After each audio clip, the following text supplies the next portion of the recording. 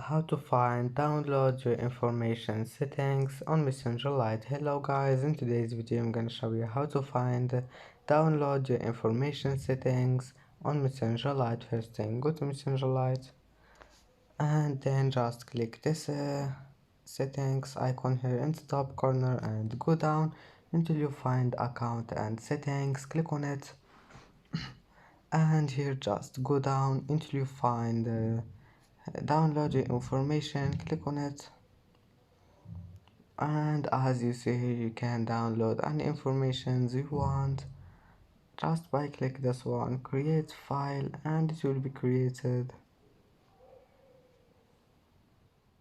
And that's it for today's video. If you like this video, please don't forget like and don't forget subscribe, and thank you for watching this video until the end. See you in the next video.